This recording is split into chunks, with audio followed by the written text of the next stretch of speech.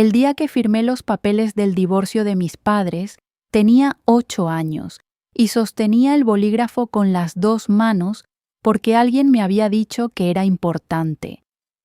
El día que firmé mi acta de matrimonio, tenía 23 y sostenía ese mismo bolígrafo con la certeza fría de quien firma un contrato de riesgo calculado.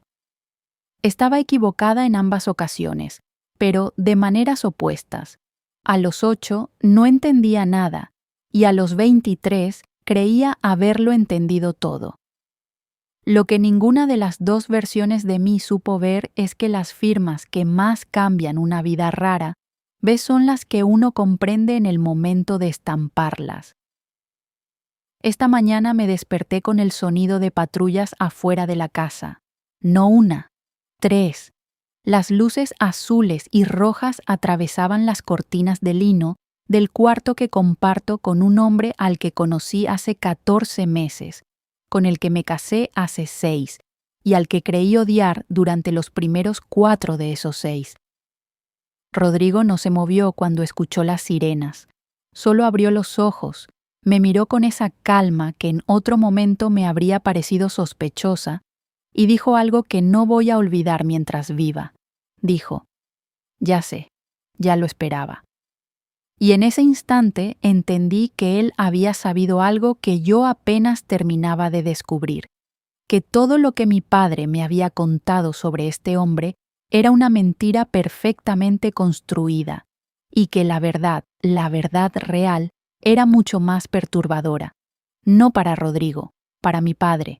Pero antes de llegar a esta mañana, necesito que entiendas cómo se construye una trampa que parece una historia de amor y cómo se construye una mentira que parece una vida entera. Mi nombre es Valentina Soler Mendoza. Soy la única hija de Ernesto Soler, uno de los abogados corporativos más influyentes del país. Si vives en Ciudad de México y has escuchado su nombre, probablemente lo admiras.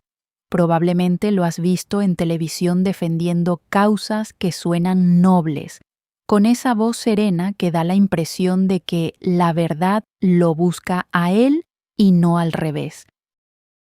Probablemente crees, como creía yo, que es un hombre íntegro. Mi padre tiene esa cualidad extraña que tienen muy pocos hombres, la capacidad de convencer sin esfuerzo visible. No necesita levantar la voz, no necesita amenazar, solo habla y la gente le cree. Yo le creí durante 23 años. Eso no me hace estúpida, me hace hija suya, que es una categoría completamente diferente y considerablemente más complicada. Mi madre se fue cuando yo tenía 15. No huyó en el sentido dramático que uno podría imaginar. Se fue con la calma deliberada de quien ha tomado una decisión después de años de deliberación silenciosa, después de haber agotado todas las versiones de sí misma que podían sobrevivir dentro de esa casa. Recuerdo que antes de irse me dijo algo que en ese momento no supe leer. Valentina, hay hombres que te hacen sentir protegida y al mismo tiempo te van vaciando. Tu padre es uno de ellos. No lo hace con maldad, lo hace porque no sabe hacerlo de otra manera.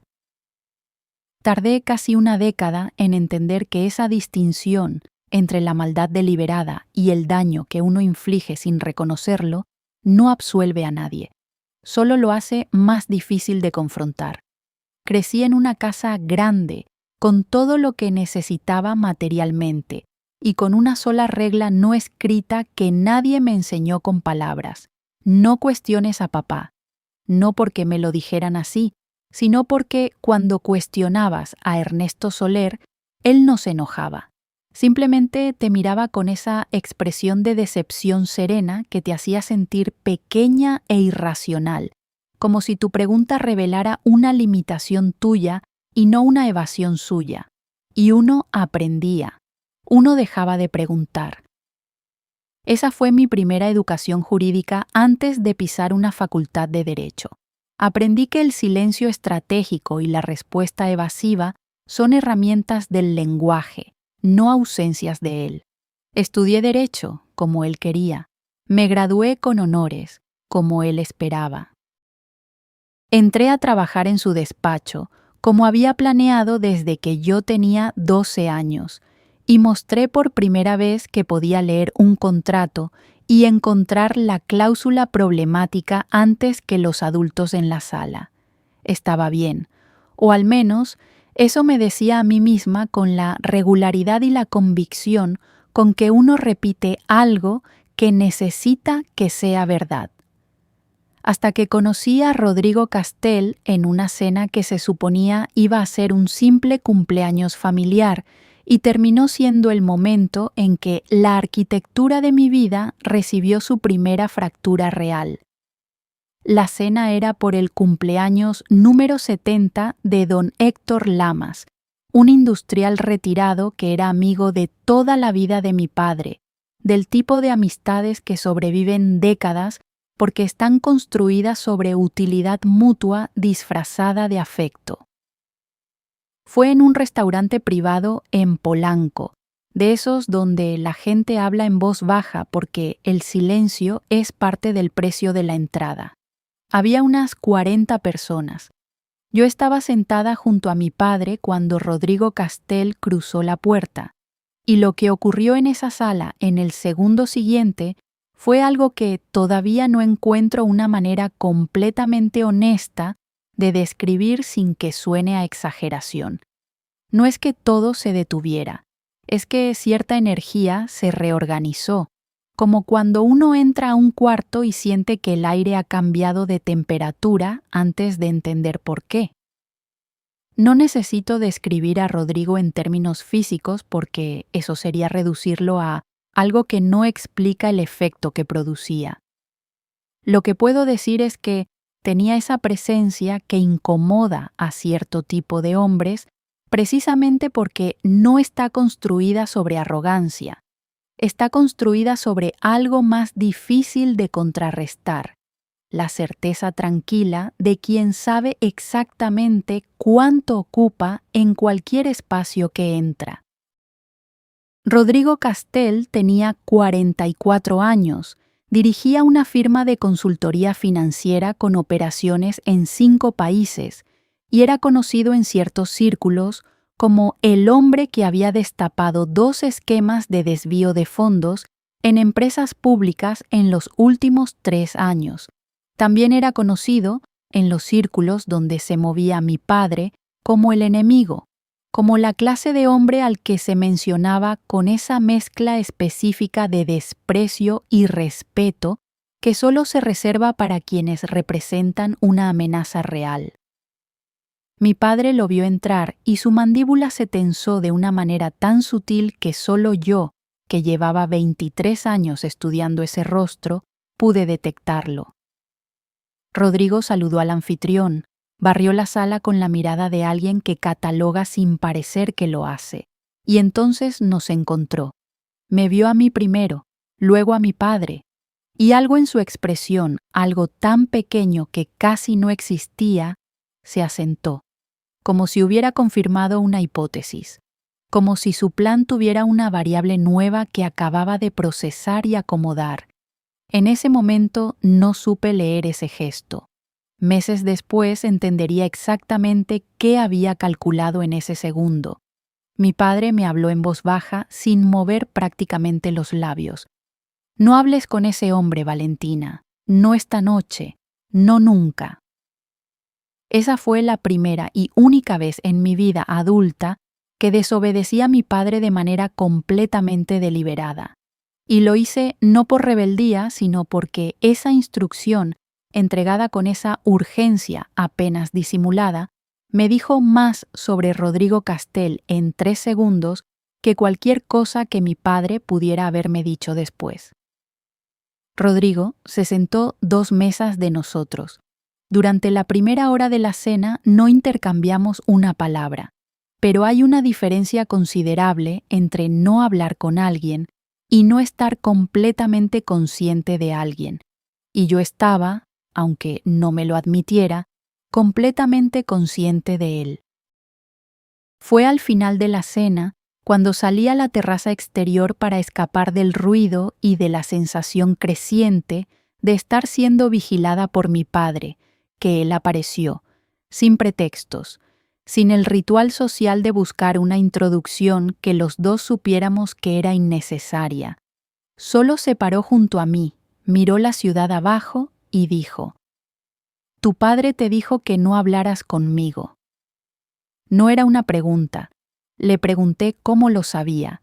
Me dijo que porque llevaba el peso de alguien que está cumpliendo una instrucción que va en contra de su propio criterio, y que ese peso era muy específico, y lo reconocía fácilmente porque él mismo lo había cargado muchas veces.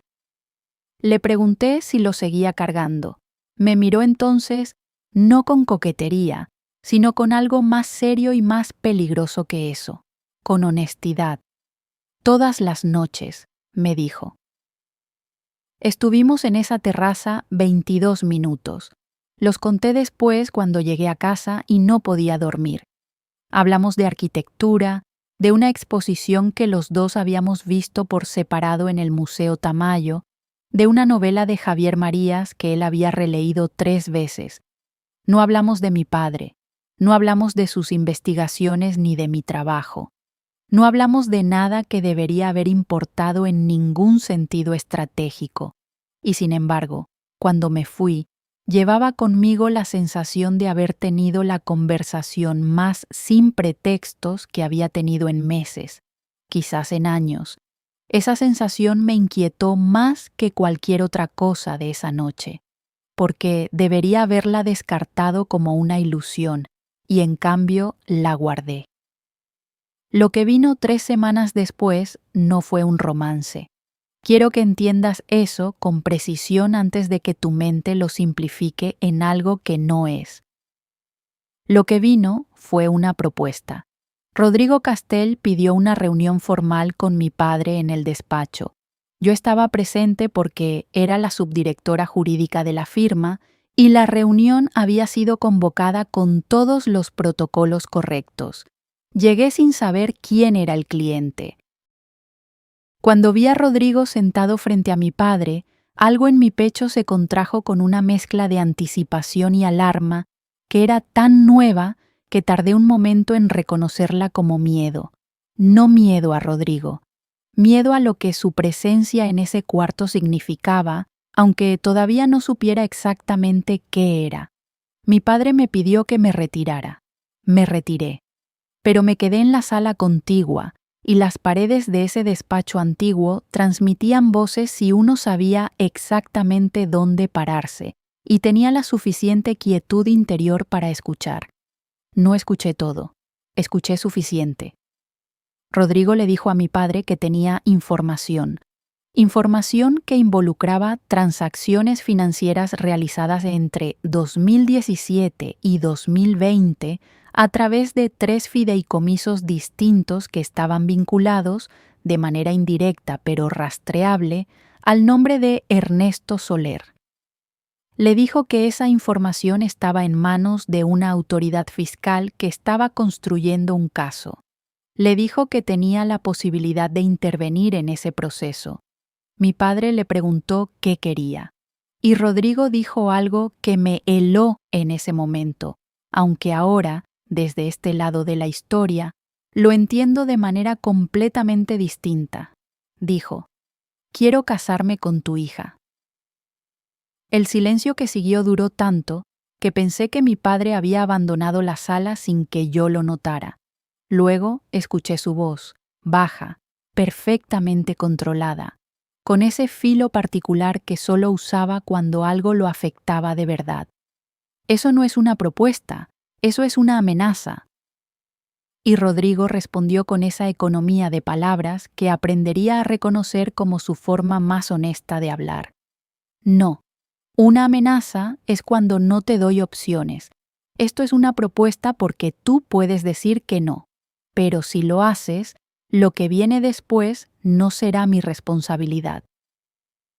Salí de ese corredor y fui al baño, y me quedé frente al espejo un tiempo que no supe calcular, no por vanidad, sino porque necesitaba un espejo para confirmar que seguía siendo la misma persona que había entrado a esa oficina 10 minutos antes.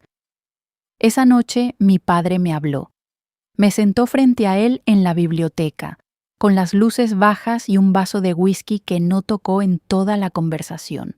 Me habló durante 40 minutos con la precisión de un alegato construido con anticipación.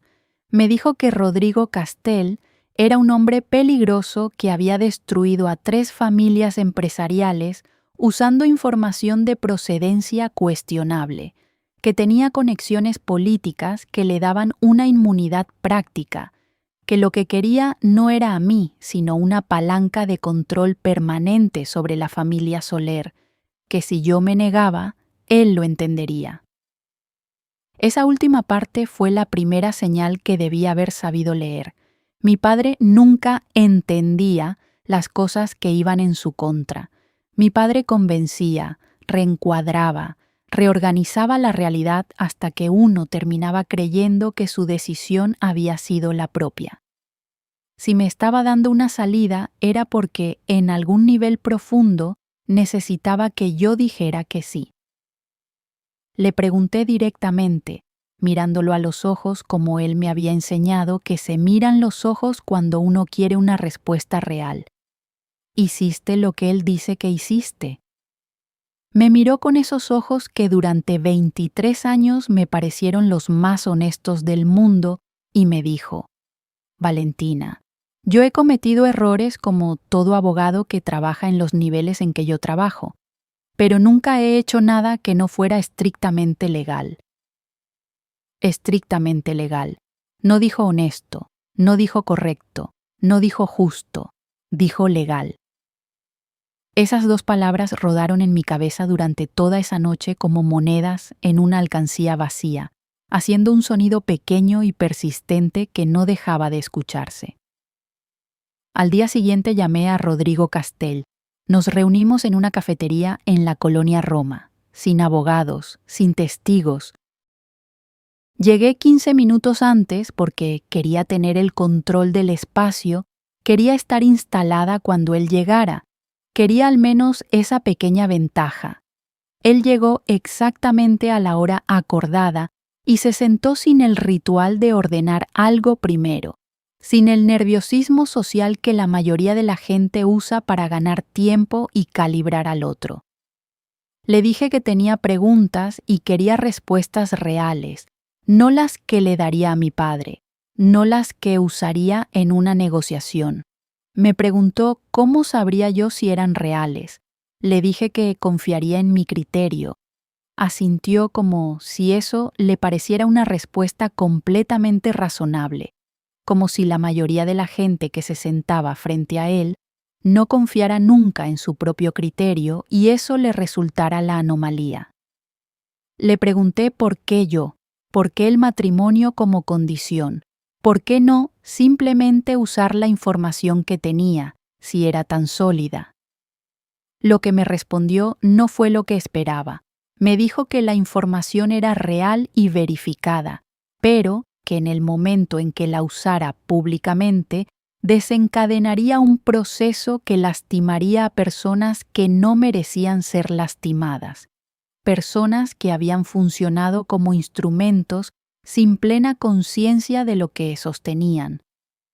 Me dijo que en el mejor de los escenarios, un proceso judicial de esa naturaleza tardaba años y destruía todo en su camino sin importar el veredicto final.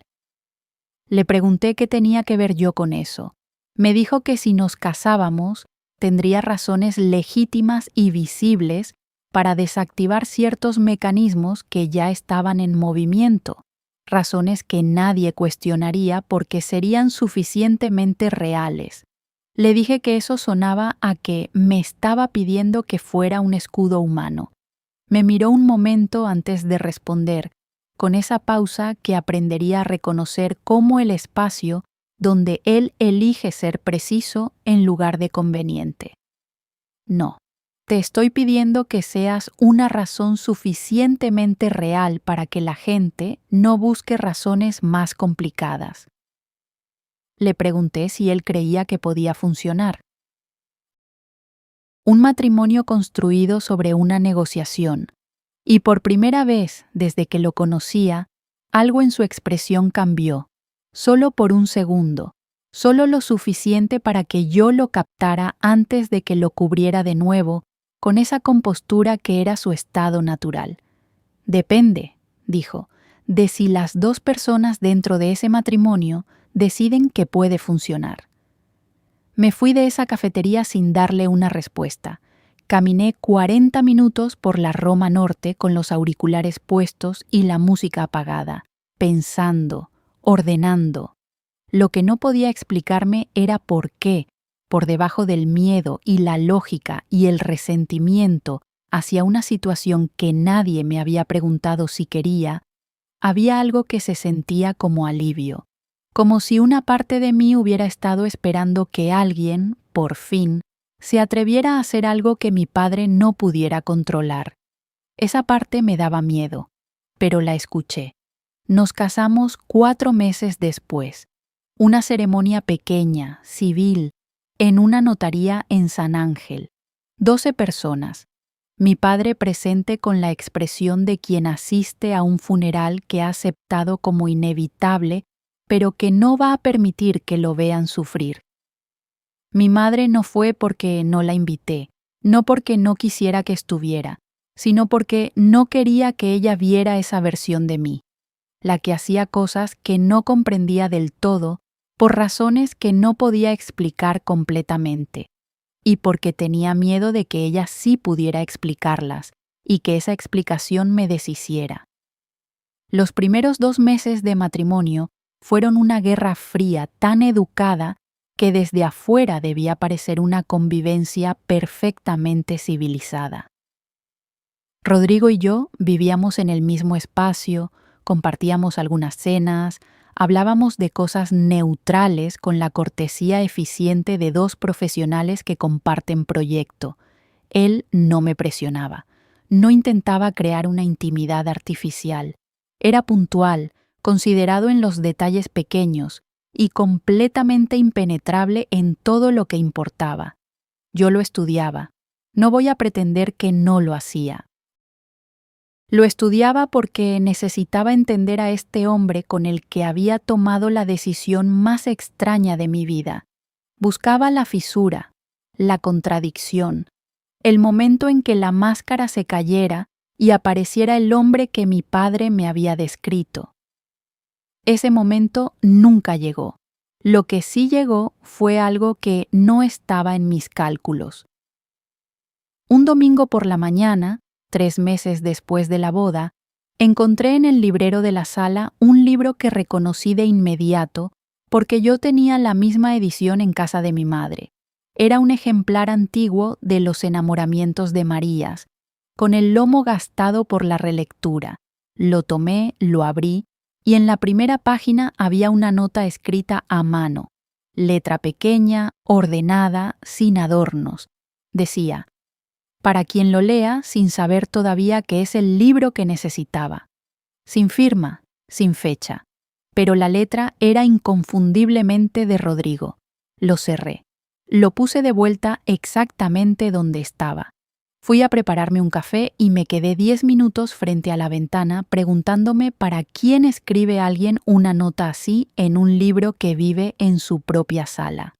Si es para sí mismo, si es para alguien que espera, si es para nadie en particular, si es para una persona específica cuya llegada uno ha calculado sin admitirlo. Esa tarde le pregunté si había leído ese libro. Me dijo que varias veces. Le pregunté qué le gustaba. Me dijo que la manera en que Marías describía el amor como algo que le ocurre a las personas sin que las personas lo elijan, y cómo eso no lo hace menos real, sino más honesto, porque elimina la coartada de la intención.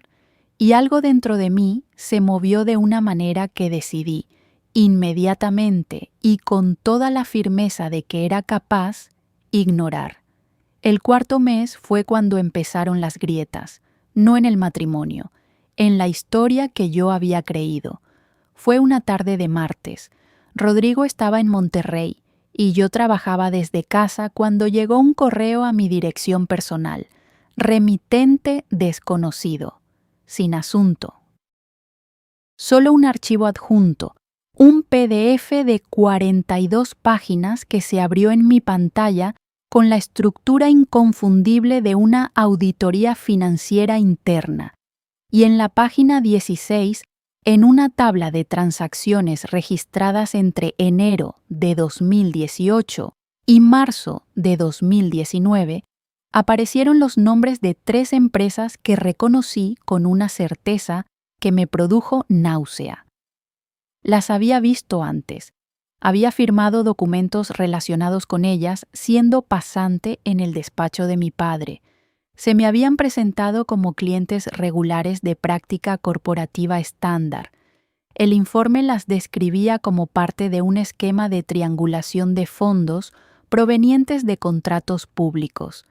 Me quedé mirando la pantalla durante un tiempo que no sé calcular con precisión porque en ese tipo de momentos el tiempo deja de medirse de manera útil. Luego, hice lo único que sé hacer cuando algo me supera.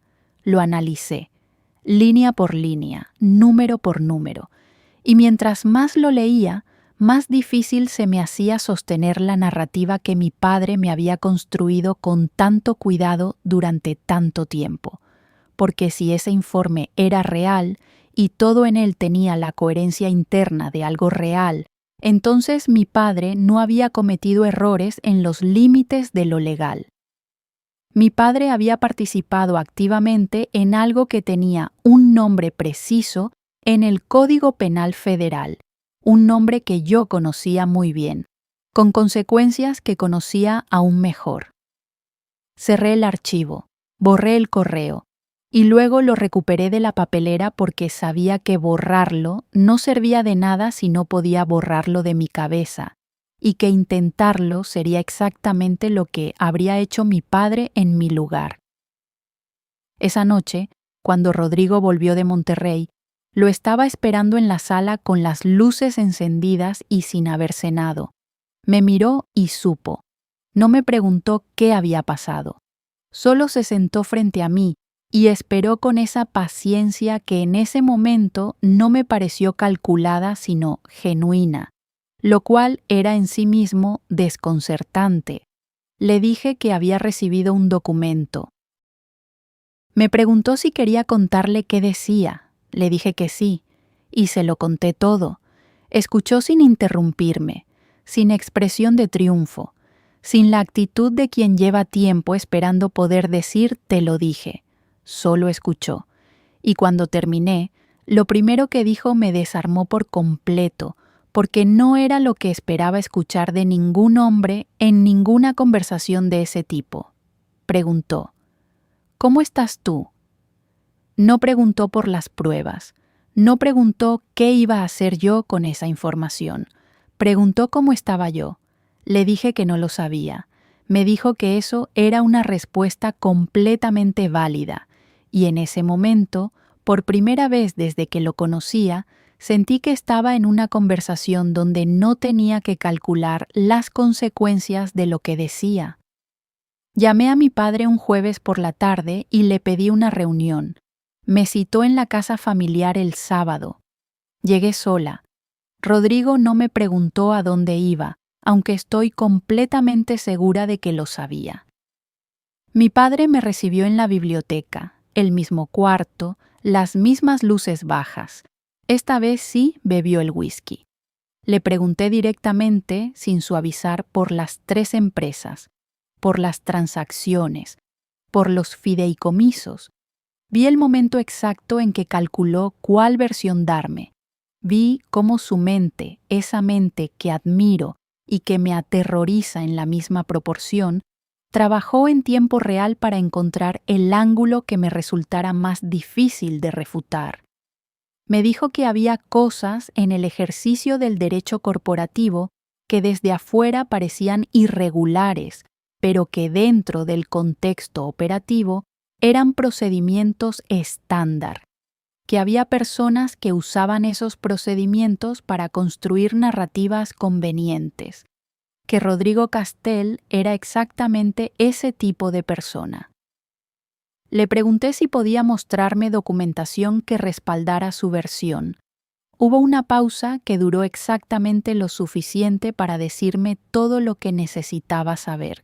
Luego me preguntó: Valentina, ¿de qué lado estás?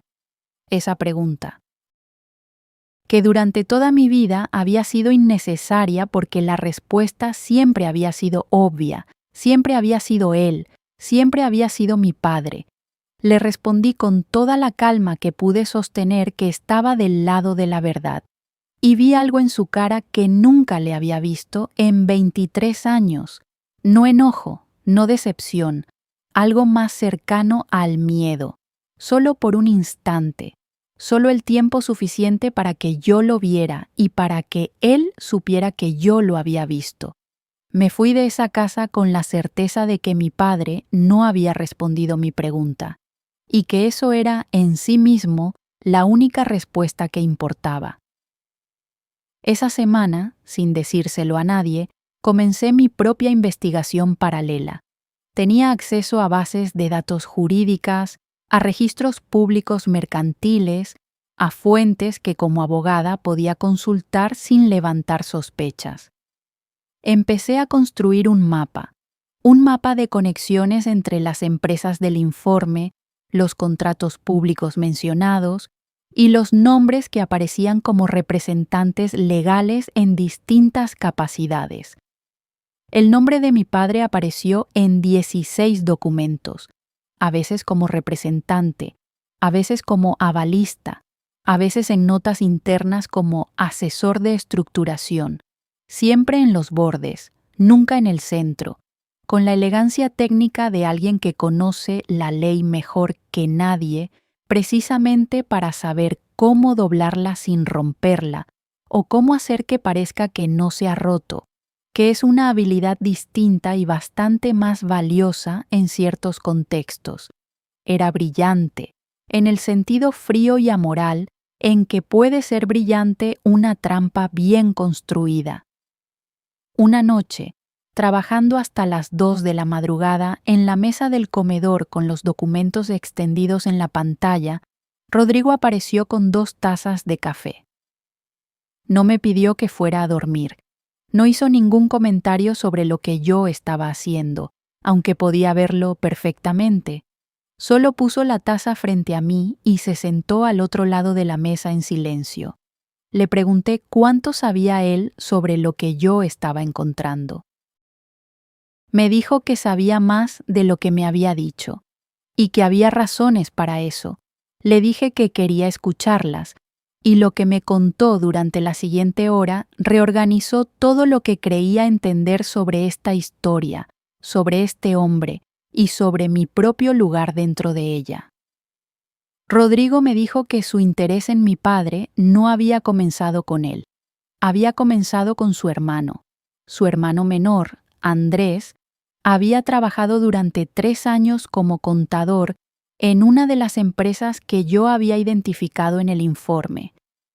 En 2020, Andrés había detectado las irregularidades y había intentado reportarlas internamente, con la ingenuidad de quien todavía cree que las instituciones funcionan para proteger a quien dice la verdad. 2 semanas después fue despedido con una carta de recomendación impecable y un acuerdo de confidencialidad que firmó porque tenía una hija recién nacida y una hipoteca, y no podía darse el lujo de ser heroico. 6 meses después de eso, Andrés fue objeto de una denuncia anónima por supuesto fraude fiscal. Una denuncia sin sustento real, pero suficiente para tenerlo en un proceso legal durante 2 años, gastando dinero que no tenía, perdiendo clientes, destruyendo la pequeña empresa de consultoría que había intentado construir con lo que quedaba de su reputación. La denuncia había sido presentada por un abogado que trabajaba en el despacho de Ernesto Soler. Me quedé sin palabras durante un momento que no supe medir, no porque no creyera a Rodrigo, sino porque lo creí de inmediato. con esa certeza incómoda de quien reconoce una firma que conoce. Rodrigo siguió. Me dijo que tardó 1 año en construir el caso suficiente para poder ir a hablar con mi padre. Me dijo que cuando fue a esa reunión, su intención original no era el matrimonio. Era darle a mi padre la oportunidad de deshacer lo que había hecho con Andrés, de retirar la denuncia, de hacer una reparación silenciosa que no requiriera exposición pública de nadie. Le pregunté qué había cambiado. Y aquí fue donde Rodrigo hizo algo que en 6 meses de matrimonio no había hecho una sola vez. Bajó la mirada, solo un segundo, solo lo suficiente para que yo entendiera que lo que iba a decir le costaba algo real, que no era una estrategia sino una concesión. Me dijo que había cambiado yo, le dije que no entendía, me dijo que en la cena de don Héctor, antes de hablar con mi padre, me había visto, que había hablado conmigo en la terraza y había entendido algo que cambió sus cálculos por completo, que lo que había entendido era que yo era la persona en la vida de Ernesto Soler que más podía lastimarse con lo que iba a venir, no por debilidad, sino precisamente porque era lo suficientemente inteligente para ver la verdad cuando llegara, y lo suficientemente honesta para no poder ignorarla una vez que la viera. Me dijo que el matrimonio no había sido una palanca de control, había sido una manera de estar cerca, de poder hacer lo que venía de manera que yo no quedara sola del otro lado de ello. El silencio que siguió fue diferente a todos los silencios anteriores de ese matrimonio. Le pregunté si me estaba diciendo que se había casado conmigo para protegerme. Me dijo que en parte sí, y que en parte había otras razones que llevaba más tiempo del que yo imaginaba. No le pregunté cuánto tiempo. Todavía no estaba lista para esa respuesta, pero algo en mí, algo que había estado sosteniendo una postura de distancia armada desde hacía meses, se relajó apenas, lo suficiente para que notara la diferencia entre sostener algo y soltarlo. Lo que vino en las semanas siguientes fue la escalada que Rodrigo había mencionado que era inevitable. Un periodista de investigación comenzó a publicar artículos en una revista digital sobre contratos de obra pública irregulares. Los artículos no mencionaban nombres todavía, pero la estructura de lo que describían era la misma estructura que yo había mapeado en mis propias noches de investigación. Mi padre me llamó. Estaba controlado en la superficie, pero debajo del control había algo nuevo que yo reconocí porque era la primera vez que lo escuchaba en su voz. Urgencia genuina. Me preguntó si Rodrigo sabía algo sobre esas publicaciones. Le dije que no sabía. Me dijo que necesitaba que averiguara. Colgué el teléfono y me quedé sentada en el borde de la cama con la comprensión de que mi padre me estaba pidiendo que espiara a mi marido. Y la incomodidad de esa comprensión no provenía solo de lo que me pedía en ese momento. Provenía de darme cuenta de que, de maneras mucho más sutiles y durante toda mi vida, eso era exactamente para lo que me había estado entrenando. Recopilar información, reportar, ser sus ojos en lugares donde él no podía entrar directamente. Esa fue la segunda vez en mi vida adulta que no hice lo que mi padre esperaba que hiciera. No fui a preguntarle nada a Rodrigo, pero Rodrigo vino a hablarme esa misma noche. Me dijo que el periodista era una fuente que él había alimentado con información durante 8 meses. Me dijo que los artículos eran reales, verificados, y que eventualmente llevarían a una investigación formal de la Secretaría de la Función Pública. Me dijo que el proceso ya no podía detenerse completamente, pero que había una manera de acotarlo que dependía de una decisión que todavía no se había tomado. Le pregunté qué significaba acotarlo. Me dijo que significaba que las personas que habían actuado como instrumentos sin plena conciencia del esquema podían no ser señaladas públicamente si cooperaban, que había una persona en particular cuya situación podía manejarse con discreción si esa persona decidía colaborar en lugar de obstaculizar.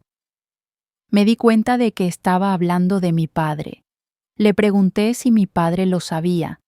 Me dijo que todavía no, que quería preguntarme a mí primero si yo estaba dispuesta a ser parte de esa conversación. Y ahí estaba, el momento que había estado postergando desde que abrí ese primer archivo. El momento en que tenía que elegir en qué lado de la verdad me paraba.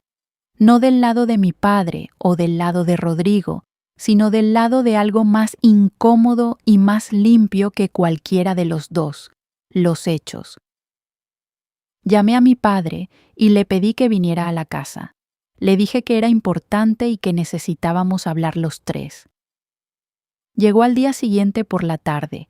Entró con la compostura de siempre, saludó a Rodrigo con la frialdad educada que había mantenido desde la boda, y se sentó frente a nosotros como si fuera una reunión de negocios cualquiera, como si llevar décadas siendo el hombre más inteligente en cualquier sala le diera inmunidad frente a las consecuencias de serlo. Rodrigo comenzó. Fue directo, sin crueldad, sin condescendencia, sin el placer apenas disimulado que tendría alguien que ha esperado este momento por razones puramente personales. Le presentó la información de manera ordenada. Los documentos, los contratos, las fechas, los nombres, incluido el de Andrés, especialmente el de Andrés. Observé a mi padre mientras escuchaba. Vi el momento en que su compostura se tensó, el momento en que reconoció que lo que escuchaba era real e irrefutable, el momento en que calculó sus opciones y encontró que eran menos de las que necesitaba. Y luego vi algo que me dolió de una manera para la que no había preparado nombre. Vi a mi padre mirarme a mí, no a Rodrigo, a mí, con esa expresión que durante años había interpretado como amor paternal y que en ese momento, desde esta otra perspectiva, vi como lo que también era desde siempre, una evaluación, un intento de leer si yo podía ser la salida. Me preguntó si yo sabía todo eso. Le dije que sí. Me preguntó desde cuándo. Le dije que desde hacía semanas. Le dije que había hecho mi propia investigación. Le dije que los documentos eran sólidos y que yo, como abogada, podía decirle con certeza que lo que describían tenía nombre legal y consecuencias muy específicas.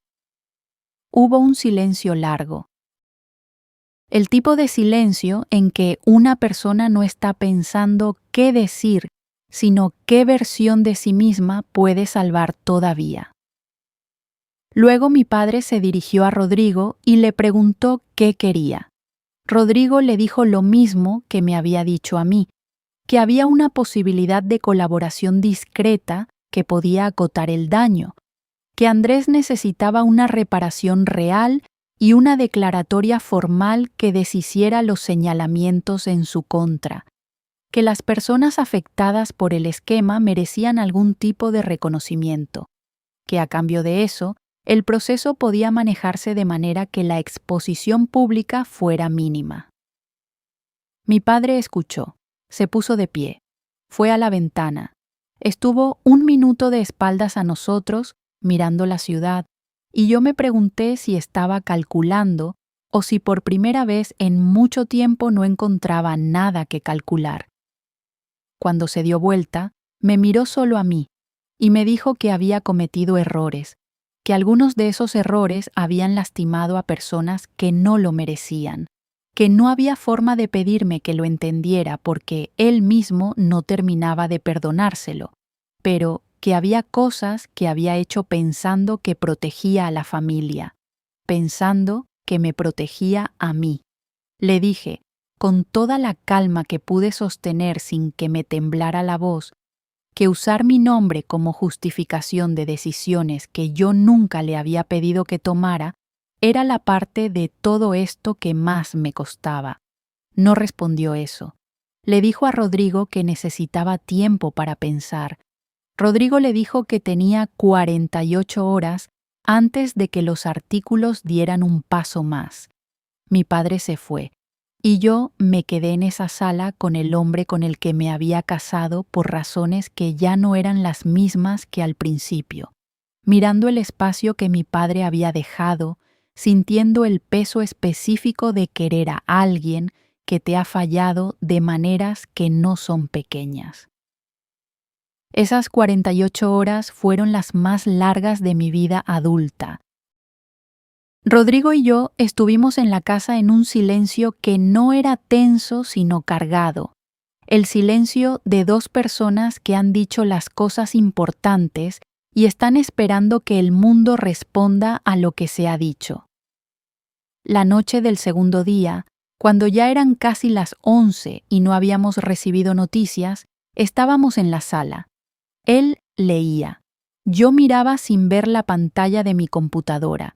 Le dije, sin haberlo planeado, que necesitaba preguntarle algo. Dejó el libro. Le pregunté cuándo. ¿Cuándo había empezado lo otro? Lo que había insinuado semanas antes, sin terminarlo de decir. Me miró un momento con esa pausa que ahora ya sabía reconocer como el espacio donde elegía ser preciso en lugar de cómodo. Me dijo que la noche de la terraza, cuando le respondí que confiaría en mi criterio para saber si era honesto, supo que yo era el tipo de persona que no se encontraba frecuentemente, que eso no era suficiente para llamarlo amor, que él tampoco iba a llamarlo así todavía, con esa palabra que se usa demasiado fácilmente para cosas que no la merecen, pero que desde ese momento, cada decisión que tomó en relación a este proceso tuvo una variable que antes no existía, lo que esto podía hacerme a mí. Le pregunté si eso no lo hacía calculador. Me dijo que probablemente sí, y que si eso era un defecto que yo no podía aceptar, lo entendía. Le dije que dependía de para qué estaba calculando.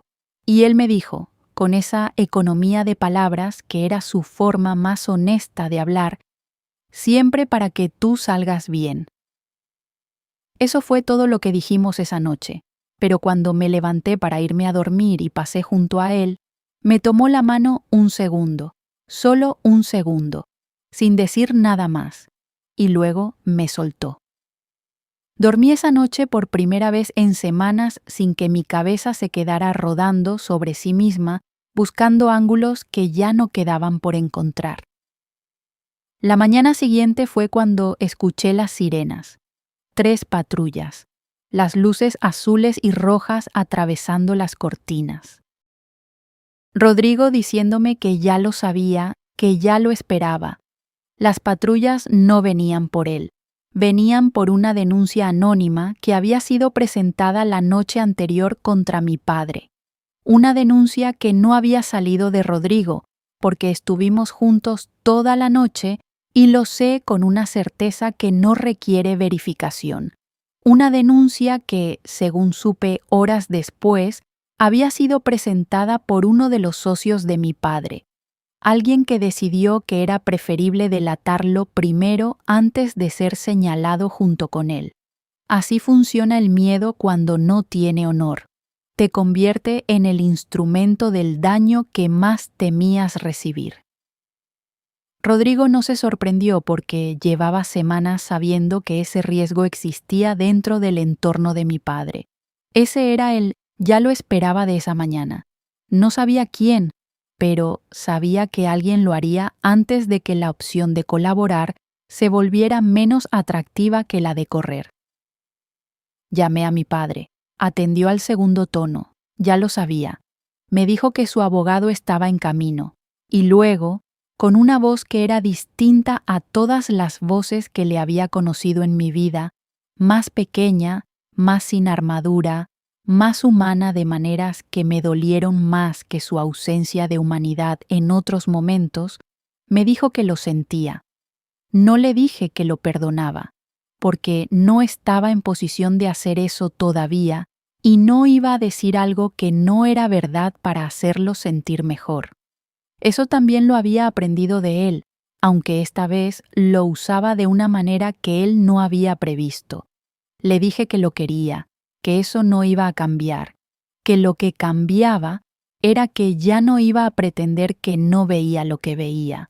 Hubo silencio. Luego me dijo: «Eres más honesta que yo, siempre lo fuiste». Colgamos, y me quedé con esas palabras un momento largo, sin saber si eran un cumplido o una confesión, o las dos cosas al mismo tiempo, que es probablemente lo más honesto que mi padre había dicho en años. Lo que vino en los meses siguientes fue largo y doloroso, de maneras que no tienen el dramatismo de una escena diseñada para producir impacto. Mi padre cooperó, finalmente, con los investigadores. Fue un proceso discreto, como Rodrigo había prometido que podía hacerlo si había cooperación real. Hubo consecuencias concretas, sanciones económicas, inhabilitación profesional por 5 años, la obligación de hacer una reparación formal a las personas afectadas, incluyendo a Andrés, especialmente a Andrés. La reputación de mi padre no quedó intacta, pero tampoco quedó destruida de la manera que habría ocurrido si nadie hubiera estado buscando una salida que preservara lo que merecía ser preservado. Yo dejé el despacho. Era imposible quedarme. Tomé el tiempo que necesité para decidir qué hacer con mi carrera en el contexto de lo que había aprendido sobre mí misma y sobre el mundo donde creía que quería ejercer. Sigo siendo abogada, pero ya no de la misma manera que era antes, y esa diferencia me parece la más importante. Mi relación con mi padre es complicada ahora, no rota, complicada, que es un estado más difícil de sostener que la ruptura porque requiere que uno elija todos los días cómo pararse frente a algo que no tiene resolución limpia. Nos vemos, hablamos. El filtro que tengo sobre lo que dice es uno del que no me voy a deshacer y que ya no quiero quitar porque ese filtro no es desconfianza, es lucidez. Y la lucidez que me costó lo que me costó no se abandona fácilmente. Mi relación con Rodrigo es la cosa más honesta de mi vida. Es la única relación que conozco que comenzó desde la verdad, aunque esa verdad fuera incómoda e imperfecta y viniera envuelta en condiciones que en otro contexto habrían sido inaceptables. Aprendimos a hablar sin rodeos porque los rodeos habían sido el idioma de todo lo que estuvo mal antes de nosotros. Aprendimos a discutir sin herirse, que no es lo mismo que no discutir. Aprendimos que la intimidad real no se construye sobre la compatibilidad perfecta, sino sobre la disposición de dos personas a seguir eligiéndose cuando las cosas son difíciles, cuando hay razones válidas para no hacerlo, cuando la salida más cómoda está claramente señalizada. Hace 3 semanas encontré en el cajón de mi mesita de noche un libro que no había puesto yo. Era una edición nueva de Los enamoramientos de Marías, con una nota en la primera página. Decía: «Para quien ya sabe que es el libro que necesitaba». La letra era de Rodrigo. No añadió nada más. No necesitaba añadir nada más. No sé si existe una versión de esta historia donde nadie salga lastimado. Creo que no. Creo que hay verdades que no pueden emerger sin que algo se rompa en el proceso, y que la pregunta no es cómo evitar la rotura, sino qué decides construir con los pedazos que quedan y qué decides, finalmente, dejar ir.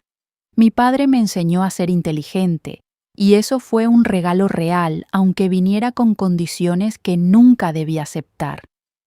Mi madre me enseñó a ser honesta, aunque yo tardé demasiado en aplicar esa honestidad hacia adentro antes de aplicarla hacia afuera. Rodrigo me enseñó que hay hombres que te eligen precisamente porque eres las dos cosas, no a pesar de ello, y que ese tipo de elección, cuando es real, cuando está construida sobre algo más sólido que la conveniencia, tiene un peso completamente distinto al de cualquier otra. El amor que llegó disfrazado de amenaza resultó ser lo único genuino en medio de todo lo falso. Y eso, todavía no sé si fue una suerte o simplemente el precio exacto de haber dicho la verdad en el momento en que más costaba decirla. Lo que sí sé es que el costo fue real y que lo volvería a pagar,